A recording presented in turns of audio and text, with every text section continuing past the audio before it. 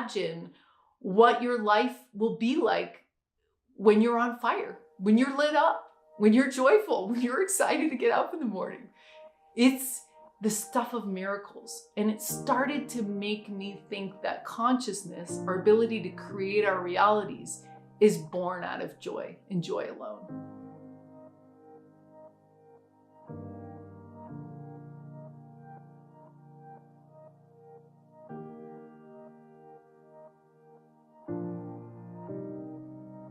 Aloha, I am Adam Capel, Chief Engineer of the Dream Machine by LightNet.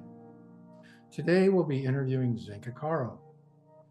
Zenka is the founder and CEO of LightNet and the founder of the Holomovement Purpose Lab. She's an inspirational speaker on the stages of TEDx and beyond. Zenka is a systems architect who is creating solutions for an evolutionary renaissance. My purpose is to really redefine consensus reality and expand what we believe is possible. Because there's incredible people in this world doing incredible things. And if someone can do it, then others can do it. And I think that there's a lot of things that are coming down the pike, a lot of challenges, but there's a ton of opportunities. And the stories we tell ourselves and what we believe is actually likely to happen, because that's how we are setting our foot forward. So I think my purpose is really to help everybody, reconsider consensus reality, expand what we believe we're capable of, because we're capable of incredible things. And my purpose is to build a better world by encouraging people to test out their ideas and do prototypes that serve the new paradigm that's coming in. I really started coming alive, I believe, when I got a chance to do what I was really passionate about. And I always was a passionate person, and I worked in film companies and I worked in tech companies and I was doing all these things. But I think in the back of my mind, I always thought it would be like play if I could be an artist. But it wasn't something that I believed that I could make money at or that I could do for a living, until I went on an unplugged vacation with my husband at the time. And we'd built a whole successful tech company. And the rush of it was gone because we had become successful, and we had this 3-day unplugged vacation. So it was like gerber wheel of like, do, stopped. And we thought about like, what do we really want? And he said he wanted to work for a gaming company. And I said I wanted to become an artist. And that seemed so crazy to me. I mean, it's even funny just saying it here.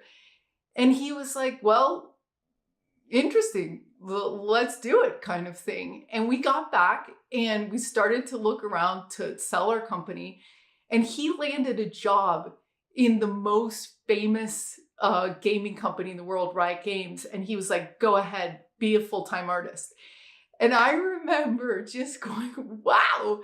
And it was so fun because I was doing what really lit me up. And what's also interesting is that we had moved to LA at that time, and I had a full-time ceramic studio, and I got a show in downtown LA.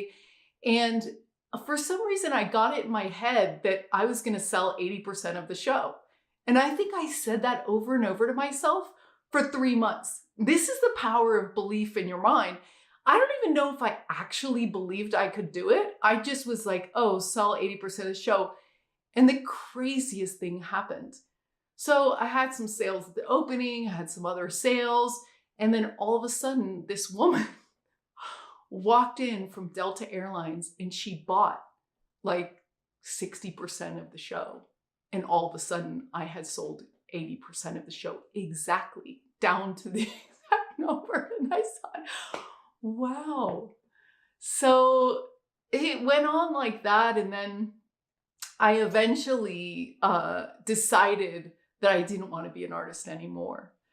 because my mind was so filled with ideas and building software and systems, social architectural systems, that I finally felt like my ideas, I was speaking as a futurist, and I felt like my ideas weren't taken seriously because, oh, she's just an artist or something, So I said, nope, not doing that anymore. And I set about to do what I felt was my destiny, which was to build software for a renaissance, to inspire a renaissance.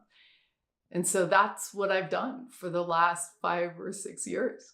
So my struggles came in because what I wanted to build and what I wanted to do was fairly futuristic at that time. I wanted to build augmented reality search engines, and I named my company Wisdom Age Metaverse. This was before anyone even knew what a metaverse was.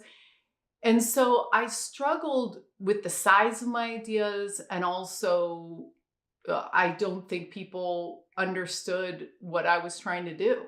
So I really had to put everything off into the future and start with the very first basic steps, and then convince people to give me money as a woman in tech, and all that journey, and just really start piece by piece.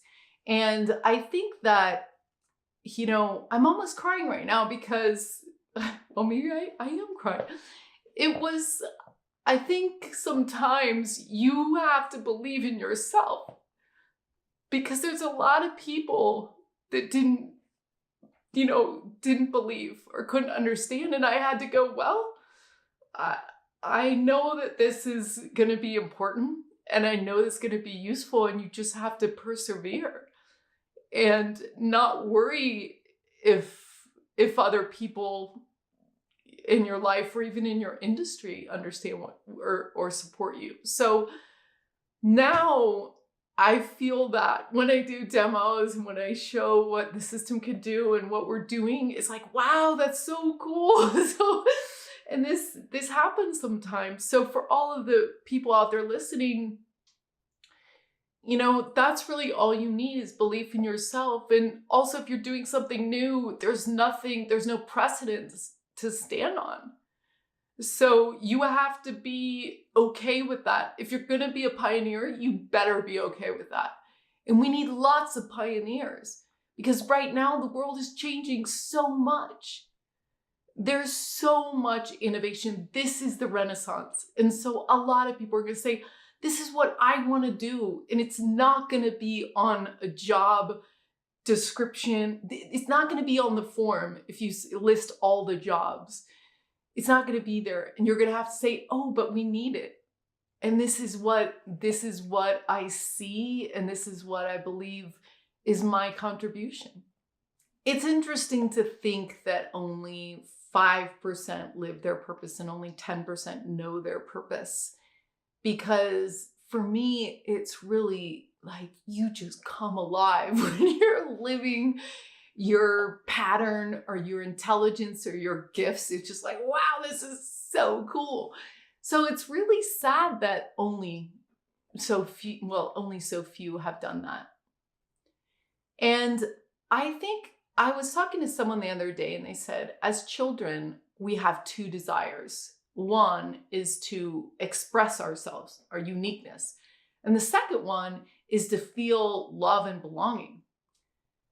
And what happens is, in an early age, I think what happens is that maybe our parents or our environment's not ready for us. So they're just like, come into line, or stop talking about that, or do this or that. They want you to be like the others because it's a lot easier.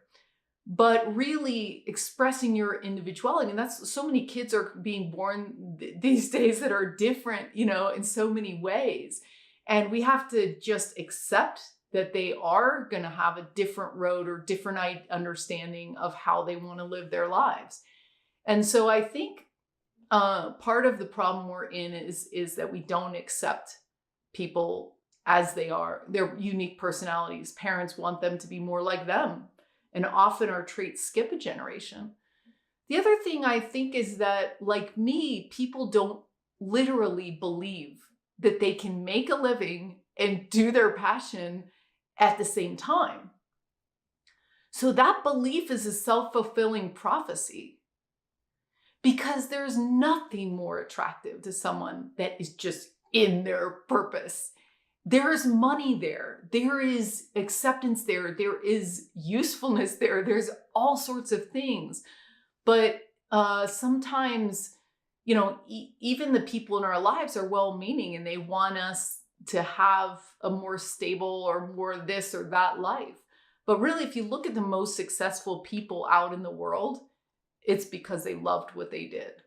And my dad always told me that. He said, follow your heart, follow your heart, follow your heart.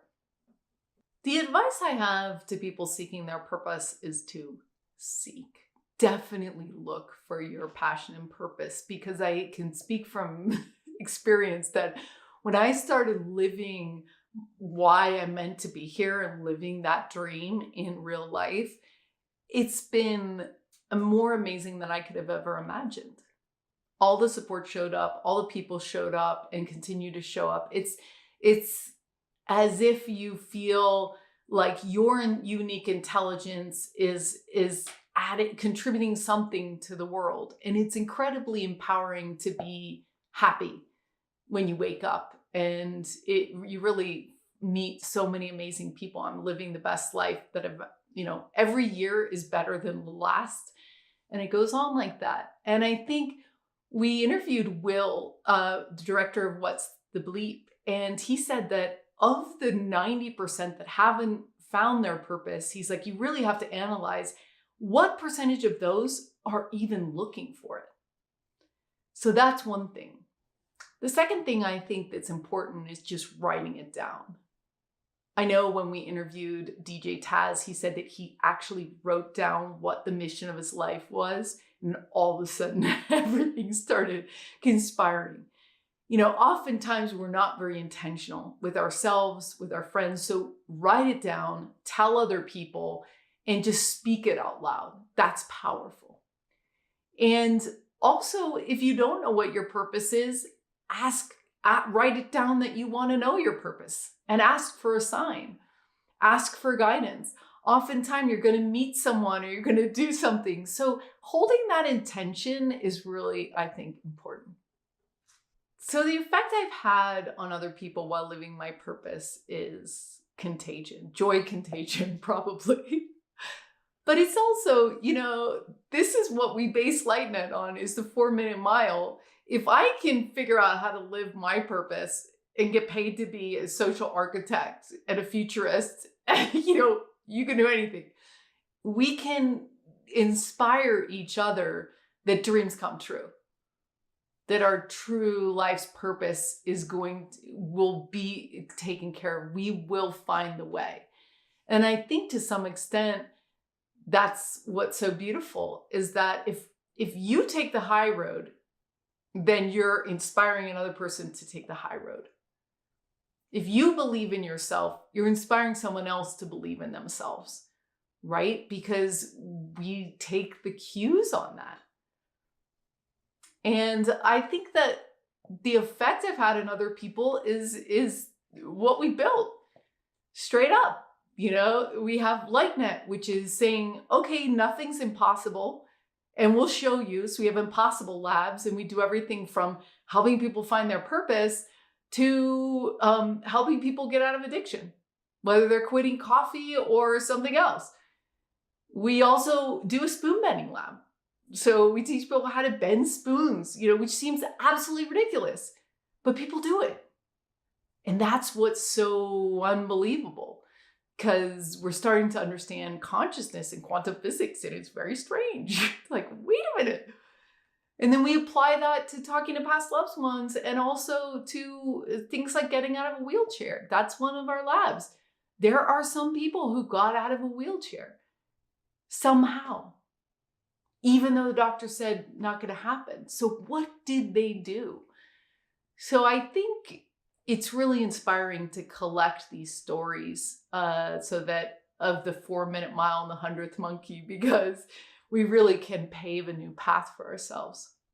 The Holomovement and LightNet have collaborated to bring the Purpose Lab into existence as an available tool for everybody out there that are searching for their calling and their passion.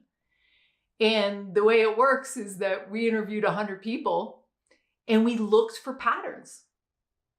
We analyzed what they said and looked for their methods, the books they read, the movies they saw. Did they travel? Did they not travel? We looked for patterns. And we put that into the LightNet search engine and its pie charts based on each person's leap map, we call it. They leapt into their best life. And then we mash up how everyone did that of the 100. And we're going to keep going and keep going. The next step is inviting people who don't know their passion and purpose into a group of 8 to 12 with someone who's already done it, that they know their passion and purpose, and say, hey, we've got 8 weeks. Let's figure it out. And we have different modules, going through Gene Keys, for example, or sitting down and really meditating back to before you were 7, or setting the intention, the group intention. And we look at our success rate. So we make it fun. We make it easy. And in that process, all of those people go out and interview more people, their next door neighbor, whoever they know that have found their purpose. So pretty soon we have a mentorship program. We have a belief that you can do it. You have a community supporting you make those leaps, taking away those blocks of, oh, it's impossible or I'll never be able to. Well, you can. And we are going to enjoy that process. Because to me, this is the most fundamental question of all. Why are we here? Why are you here? Me answering that question has just changed my life drastically. It's like that Joseph Campbell quote that says, follow your bliss and doors will open that you didn't even know existed. You cannot possibly imagine what your life will be like when you're on fire, when you're lit up, when you're joyful, when you're excited to get up in the morning. It's the stuff of miracles. And it started to make me think that consciousness, our ability to create our realities, is born out of joy and joy alone. And so it's really important that we find that way to help others and to bring that sort of reciprocal joy. Is like, my win is your win, is my win, is your win, is my win, is your win. And it's like the Holomovement. It's love in motion, is what Emmanuel says. Love in motion. What would the world be like if everyone was living their purpose? Well, it would just be incredible. Because, there's all these quotes like, if a small amount of people can change the world, in fact, it's the only thing that ever has. Imagine if the Renaissance was filled with all these people who are lit up, ready to get up in the morning, excited to get up in the morning, to bring their unique genius. Because there are no mistakes here. Everyone was born with a unique genius. We just we aren't encouraged to figure that out. And then we run away from the challenges. So I knew nothing about astrology. And someone did astrology for me like a couple years ago. And they were like, oh yeah, your North Node, you need to provide for yourself. You need to deal with money. I'm like, what? I was like, wait a minute. That's the thing I run away from. Finance, all this. I'm like, can someone else do that? But no. So your evolution, there's a part of your destiny in your life that is the hardest part of it. And that's the part you run away from. But when you face it and you go, no, I'm going to actually lean into this. I can actually do this. That's where you have all the wind at your back, because that's your mountain. And we all have a mountain. So with your thing that you love, then you take that and you go, I'm going to climb the mountain.